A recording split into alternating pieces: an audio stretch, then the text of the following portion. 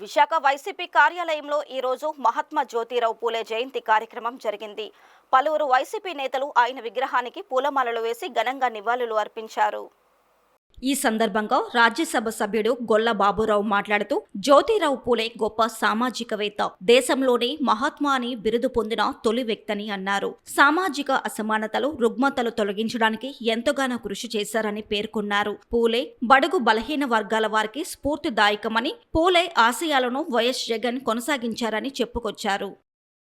Education reforms కానీ, అలాగే బాల్య వివాహాల మీద వారు పోరాడేటువంటి ఎన్నో పోరాటాలు ఈ రోజున చాలామంది ఎంతోమందికి అది ఇన్స్పిరేషనే కాదు, వాటన్నిటిని కూడా ఒక హిస్టరీగా మనం చూస్తూనే ఉన్నాం. ఈ రోజున భారత రాజ్యాంగంలో పెట్టినటువంటి అనేక అంశాలన్నీ కూడా జ్యోతిరావు పూలే గారు చేసినటువంటి కృషి, వారి పోరాట ఫలితమేనని చెప్పి మీ అందరికీ కూడా మనవి చేస్తూ, ఇంకా వచ్చే రోజుల్లో వైఎస్ఆర్ పార్టీ కూడా వారి యొక్క ఆశయాల్ని స్ఫూర్తిగా తీసుకుని మనం ప్రజల్లోకి వెళ్ళి ప్రజల్ని మనం ఉత్తేజనం చేసి వారి చేత అనేక కార్యక్రమాలు చేపట్టి ఈ సామాజిక రుగ్మతల్ని, సామాజిక అసమతల్ని మనం తొలగించే విధంగా వైఎస్ఆర్ పార్టీ గట్టిగా కృషి చేయాలని మీ ద్వారా రాష్ట్రంలో ఉన్నటువంటి ప్రతి ఒక్కరికి కూడా నేను విజ్ఞప్తి చేసుకుంటున్నాను. మాజీ మంత్రి కారుమూరి నాగేశ్వరరావు మాట్లాడుతూ, జ్యోతిరావు పూలే ఆశయాలను జగన్ కొనసాగిస్తున్నారని, పార్టీలకు అతీతంగా సంక్షేమ పథకాలను వైఎస్ జగన్ అందించారని పేర్కొన్నారు. సీనియర్ అనే చెప్పుకునే చంద్రబాబు వైఎస్ఆర్సీపీ వారికి సంక్షేమ పథకాలు అందకూడదని అంటున్నారని విమర్శించారు. భారతదేశంలో అణగారిన వర్గాలందరినీ కూడా మంచి జరగాలి, మేలు జరగాలి, అందరికీ న్యాయం జరగాలనే విధంలో పోరాటంలో ముందుండి పోరాటం చేసిన వ్యక్తి జ్యోతిరావు పూలే గారు. ఆ రోజున బ్రిటిష్ ప్రభుత్వం ఆయనకు మహాత్మా బిరుదు కూడా ఇవ్వటం జరిగింది.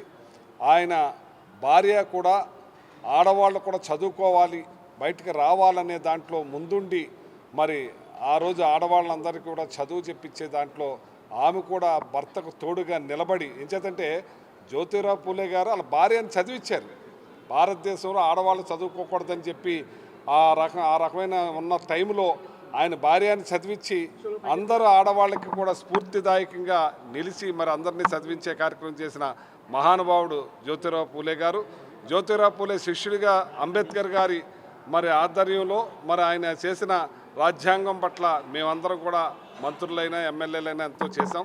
అదంతా స్ఫూర్తి ఆ రోజున జ్యోతిరావు పూలే గారు పోరాట పట్టిమని చెప్పి ఈ సందర్భంగా తెలియజేస్తున్నాను. ఇంకోటి ఏంటంటే, నేను జడ్పీ చైర్మన్గా ఉన్నప్పుడు ఆ రోజున రాజశేఖర రెడ్డి గారు ఆంధ్రప్రదేశ్లో తొలిసారిగా విగ్రహాలు పెట్టించింది. ఆ రోజు మొగల్తూరుని ఒకటి, పాలకొల్లో ఒకటి, ఆచంట్లో ఒకటి స్టార్ట్ అయినాయి.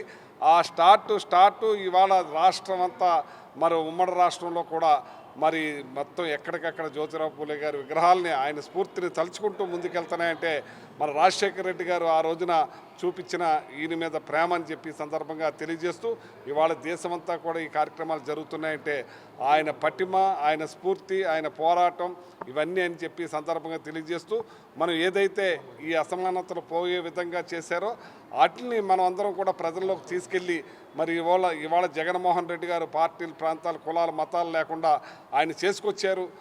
దాన్ని ఈ రోజున మళ్ళీ ఒక అనుభవజ్ఞుడైన వ్యక్తులు కూడా తొందరపడి కొందరికే చేయాలని మాట్లాడుతున్నారు. అది కాకుండా ఆ రోజున ఏదైతే పోరాటం చేశారో ఒక జ్యోతిరావు పూలే గారిని గుర్తు తెచ్చుకోవాలని, ఒక అంబేద్కర్ గారిని గుర్తు తెచ్చుకోవాలని చెప్పి, ఒక బాబు జగజ్జీవన్ రావుని గుర్తు తెచ్చుకుని ఇప్పుడున్న పాలకులు చేయాలని చెప్పి మనస్ఫూర్తిగా కోరుకుంటున్నాను.